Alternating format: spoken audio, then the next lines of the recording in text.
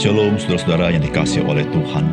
Tidak ada seorang manusia yang ketika dilahirkan ke dalam dunia sudah siap untuk hidup menjadi seorang manusia. Manusia perlu diperlengkapi, dipersiapkan, dididik sedemikian rupa supaya dia bisa berfungsi dengan baik sebagai seorang manusia. Saudara Tuhan, ketika melahirkan kita kembali menjadi anak-anak Allah, maka dia melakukan hal-hal yang seperti itu agar kita bisa berfungsi sebagai anak-anak Allah. Salam jumpa dalam program Tuhan adalah Gembalaku.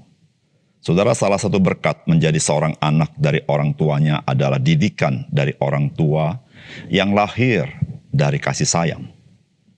Tuhan memang menempatkan orang tua bagi anak-anak mereka untuk mereka kasihi, mereka asuh, mereka asah. Saudara, keluarga menjadi komunitas yang menghasilkan kualitas manusia yang Tuhan kehendaki. Demikian juga kita sebagai anak-anak Allah. Maka salah satu berkat yang Tuhan berikan kepada kita adalah bahwa Tuhan mendidik kita agar kita mendapat bagian di dalam kekudusannya. Ibrani pasal 12 ayat 10 mengatakan, sebab mereka mendidik kita dalam waktu yang pendek sesuai dengan apa yang mereka anggap baik. Tetapi Dia menghajar kita untuk kebaikan kita, supaya kita beroleh bagian dalam kekudusannya. Oleh karena itu, ketika Tuhan mendidik kita, maka kita jangan pernah anggap enteng. Dan juga janganlah kita tawar hati. Sebab didikan Tuhan adalah untuk kebaikan kita. Memang, ketika kita mengalami didikan itu, tidak membawa kita kepada kenyamanan. Namun saudara, buah dari didikan Tuhan itu memberikan damai sejahtera di dalam kehidupan kita. Saudara, mari kita membaca Esra pasal yang kedua. Inilah orang provinsi Yehuda yang berangkat pulang dari pembuangan, yakni para tawanan yang dahulu diangkut ke Babel oleh Nebukadnezar Raja Babel, dan yang kembali ke Yerusalem dan ke Yehuda, masing-masing ke kotanya. Mereka datang bersama-sama Zerubabel, Yesua, Nehemia, Seraya, Reelaya, Mordekai, Bilsan, Mispar, Bigwai, Rehum, dan Baana. Inilah daftar orang-orang bangsa Israel. Ayat 40-43. Inilah orang-orang Lewi, Bani Yesua, dan Kadmil, yakni Bani Hodawya, 74 orang. Inilah para penyanyi, Bani Asaf, 128 orang. Inilah kaum penunggu pintu gerbang, Bani Salum, Bani Ater, Bani Talmon, Bani Akub, Bani Hatita, Bani Sobai, semuanya 139 orang. Inilah para budak di bait Allah, Bani Silha, Bani Hasufa, Bani Tabaut. Ayat 59. Inilah orang-orang yang berangkat pulang dari Tel Melah, Tel Harsa, Kerub, Adan, dan Imer. Tetapi mereka tidak dapat menyatakan apakah kaum keluarga dan asal-usul mereka termasuk bangsa Israel. 61-63. Dan dari antara kaum imam, Bani Habaya, Bani Hakos, Bani Barzilai. Barzilai itu memperistri seorang anak perempuan Barzilai, orang Gilead itu, dan sejak itu ia dinamai menurut nama keluarga itu. Mereka itu menyelidiki apakah nama mereka tercatat dalam silsilah, tetapi karena itu tidak didapati, maka mereka dinyatakan tidak tahir untuk jabatan imam.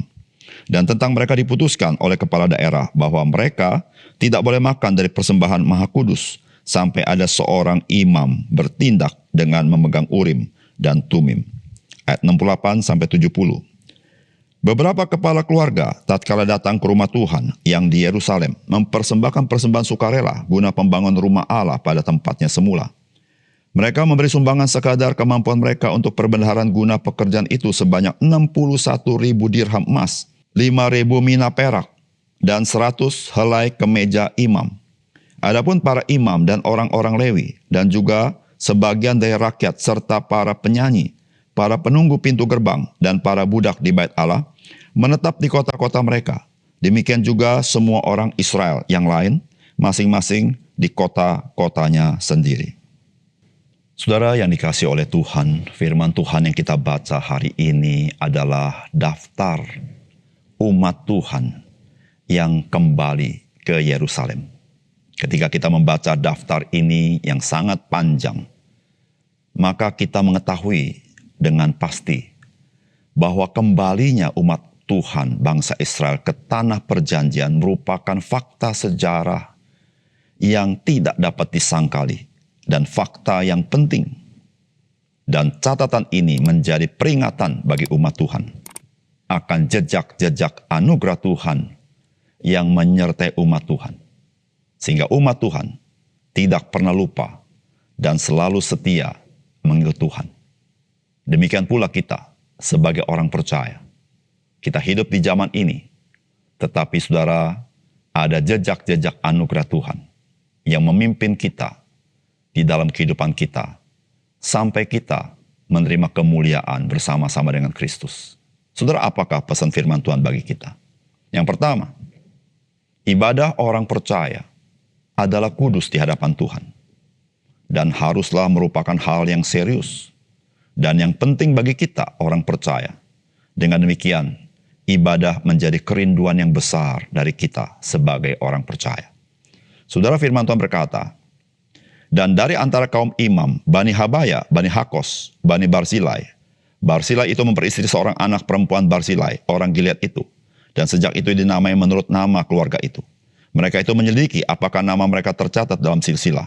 Tetapi karena itu tidak didapati, maka mereka dinyatakan tidak tahir untuk jabatan imam.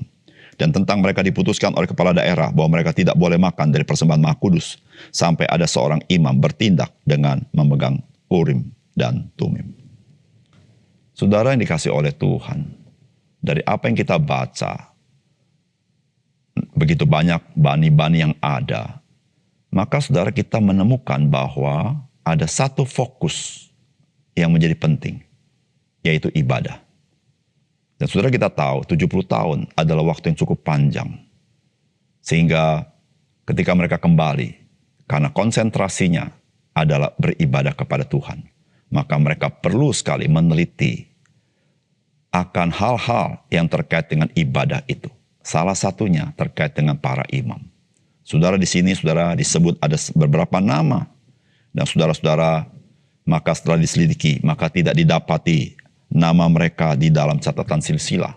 Maka mereka dianggap tidak tahir untuk melayani sebagai imam. Saudara, di sini kita belajar satu hal, bahwa ibadah adalah hal yang serius. Hal yang kudus di hadapan Tuhan tidak boleh menjadi sesuatu yang tidak dihargai. Saudara, khususnya kita sebagai orang percaya, saudara, kita harus dengan serius melihat ibadah itu karena Tuhan melihatnya serius. Dan kita harus menganggapnya penting dalam hidup kita karena Tuhan menganggap penting. Saudara, ibadah itu kudus. Sehingga saudara-saudara, ketika kita sadarkan hal itu, maka kita harus menjadi orang Kristen yang selalu mempersiapkan diri dengan baik untuk beribadah. Tapi bukan itu saja, saudara. Karena ibadah merupakan hak istimewa, panggilan Tuhan yang telah mengeluarkan kita dari kegelapan kepada terang yang ajaib itu, saudara. Saudara, kita harus beribadah dengan kerinduan yang sangat besar, dengan sukacita kepada Tuhan. Saudara yang kasih dalam Tuhan, ibadah memberitahukan kepada kita bahwa kita sudah dilepaskan dari kuasa dosa, kuasa kebinasaan atau kuasa maut, dan kuasa si jahat. Sekarang kita sudah menjadi milik Kristus. Dan salah satu ekspresi milik Kristus adalah kita mengabdi kepada Dia dengan beribadah kepada Dia. Yang kedua, sebagai orang percaya, kita memiliki tanggung jawab bersama dengan ibadah yang kita lakukan kepada Tuhan. Saudara, firman Tuhan berkata, beberapa kepala kaum keluarga tatkala datang ke rumah Tuhan yang di Yerusalem, mempersembahkan persembahan sukarela guna pembangunan rumah Allah pada tempatnya semula. Mereka memberi sumbangan sekadar kemampuan mereka untuk perbendaharaan guna pekerjaan itu sebanyak 61.000 dirham emas, 5.000 mina perak, dan 100 helai kemeja imam. Adapun para imam dan orang-orang Lewi dan juga sebagian dari rakyat serta para penyanyi, para penunggu pintu gerbang, dan para budak di bait Allah, menetap di kota-kota mereka. Demikian juga semua orang Israel yang lain, masing-masing di kota-kotanya sendiri. Saudara, ketika kita berbicara tentang ibadah, maka seringkali kita berpikir, ibadah itu tanggung jawab orang-orang tertentu. Saudara, ketika kita baca bagian ini, maka saudara, kita salah berpikir jikalau ibadah hanya tanggung jawab orang-orang tertentu di dalam umat Tuhan. Tetapi ibadah itu adalah tanggung jawab dari setiap kita, orang percaya sebagai umat Allah. Saudara, ketika bangsa Israel kembali ke tanah perjanjian, maka saudara-saudara, tanggung jawab terhadap ibadah, terhadap rumah Allah, bukan hanya tanggung jawab imam, bukan hanya tanggung jawab orang Lewi, tetapi saudara-saudara, tanggung jawab dari seluruh umat Tuhan yang kembali itu. Dan saudara, mereka memberikan persembahan sesuai dengan kemampuan mereka. Saudara, setiap kita orang percaya diberikan talenta, diberikan karunia oleh Tuhan, diberikan berkat. Saudara, semuanya itu Tuhan maksudkan adalah supaya engkau dan saya bisa mengambil bagian di dalam ibadah kepada Tuhan, di dalam kita mengabdi kepada Tuhan. Saudara, ibadah orang percaya bukanlah sebagai sebuah tontonan. Ketika saudara dan saya beribadah kepada Tuhan, bukanlah kita sebagai seorang konsumen.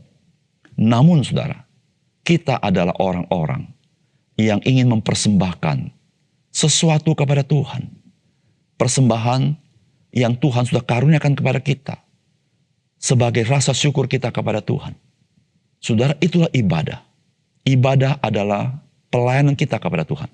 Ibadah adalah pengabdian kita kepada Tuhan. Saudara, semuanya itu kita lakukan sebagai respons atas keselamatan, penebusan yang Tuhan berikan kepada kita. Sehingga saudara yang kasih dalam Tuhan, di dalam ibadah itu saudara, Tuhan dipermuliakan. Tuhan senang melihat umat Tuhan sebagai miliknya, menghormati Tuhan, menghargai Tuhan, menyembah Tuhan, dan mengabdi sepenuhnya kepada Tuhan. Karena itu Tuhan mau. Tuhan ingin engkau dan saya mengasihi Tuhan dengan segenap jiwamu, segenap hatimu, segenap akal budimu, segenap kekuatanmu. Saudara, karena kita percaya kepada Dia, Allah yang satu-satunya, yang esa, yang memberkati hidup kita. Saudara, mari sebagai orang percaya, ketika kita menyadari betapa kudusnya ibadah itu, betapa pentingnya ibadah itu. Saudara, mari kita, karena kita mengasihi Tuhan, kita terlibat di dalamnya, mengambil bagian di dalamnya, dan mengabdikan diri kepada Tuhan. Mari kita berdoa. Bapa surga, terima kasih untuk kebenaran firman-Mu. Biarlah sekali lagi firman-Mu menolong kami, supaya mata rohani kami celik akan hak istimewa yang Tuhan berikan kepada kami dalam ibadah. Panggilan Tuhan yang agung, panggilan Tuhan yang kudus. Ibadah menandakan kami adalah orang-orang yang sudah dilepaskan dari kegelapan kepada terang yang ajaib. Terima kasih Tuhan, dalam nama Tuhan Yesus kami berdoa.